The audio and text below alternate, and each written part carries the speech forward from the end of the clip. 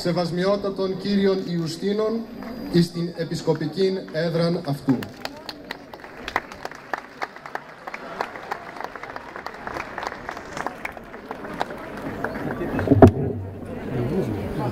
Μακαριότατε Αρχιεπίσκοπε Αθηνών και πάσης Ελλάδος, κύριε Ιερώνυμο. Παναγιώτατε τοποτηρητά της Ιεράς Μητροπόλεως Νέας Κρίνης και Καλαμαριάς, κύριε Άνθιμε.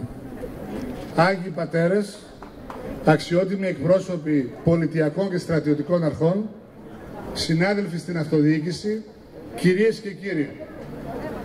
Σήμερα είναι μια ξεχωριστή μέρα για την πόλη μας, την Καλαμαριά, η οποία με ιδιαίτερη λαμπρότητα υποδέχεται τον νέο της Μητροπολίτη, σεβασμιότατο κύριο Ιουστίνο.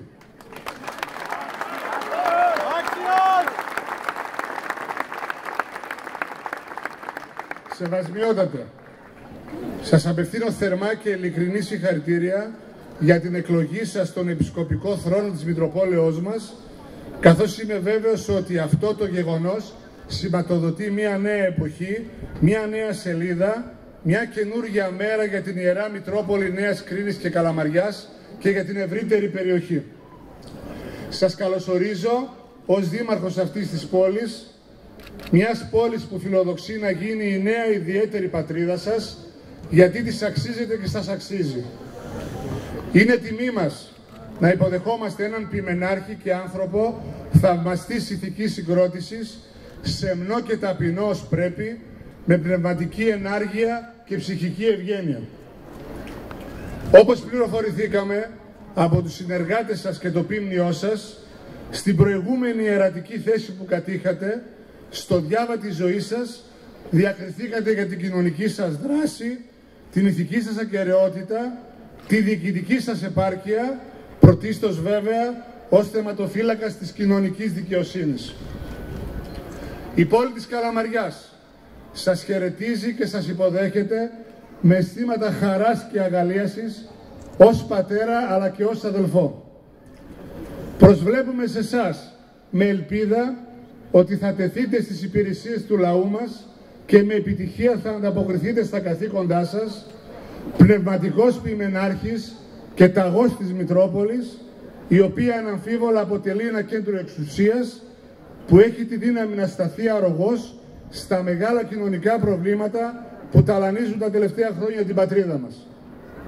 Να είστε σίγουρος ότι ο λαός αυτής της προσφυγικής πόλης, που με μόχθο μετέτρεψε αυτό το άγωνο κομμάτι γης σε μια σύγχρονη δημοκρατική πόλη, σε έναν ιδανικό τόπο κατοικίας, με πολιτιστική ταυτότητα, σεβασμό στην παράδοση και την προγονική κληρονομιά του, είναι ένας λαός φιλήσυχος, με πίστη στο Θεό και σεβασμό στον συνάνθρωπο και στους θεσμούς. Έχει παρέμβει θετικά με δράση και έργα σε όλη τη διάρκεια της νεότερης ιστορίας και έχει αποδείξει ότι ξέρει να αγωνίζεται και να διεκδικεί πανανθρώπινες αξίες όπως η ελευθερία και η κοινωνική δικαιοσύνη. Ο προκάτοχός σας είχε ένα πολύ σημαντικό έργο παρέμβαση στα κοινωνικά δρόμενα, με φιλανθρωπικό έργο, πνευματική αρρωγή και καθοδήγηση στο ποίμνιό του. Ιδιαίτερα τους τελευταίους χρόνους, κατά τους οποίους η ανασφάλεια και η οικονομική ένδια πλήττει κυρίως τους αδύναμους συμπολίτες μας, ο μακαριστός Προκόπιος είχε έναν παρηγορητικό λόγο αγάπης, έργα στήριξης και ανακούφισης στους πολίτες του τόπου μας. Βέβαια, η κληρονομιά σας, βαριά η κληρονομιά σας, δύσκολο το έργο σας, αλλά με το δυναμισμό και την πνευματικότητα που σας διακρίνει, ελπίζουμε να προχωρήσετε γράφοντας μια νέα ιστορική σελίδα στην πόλη μας. Σεβασμιότατη Μητροπολίτη Νέας Κρίνης και Καλαμαριάς, κύριε Ιουστίνε. Εδώ που ήρθατε θα βρείτε μια Μητρόπολη με ιστορία, παράδοση, μια πόλη που αποτελείται από ευλογημένους κληρικούς και καλούς και άξιους πολίτες και χριστιανούς.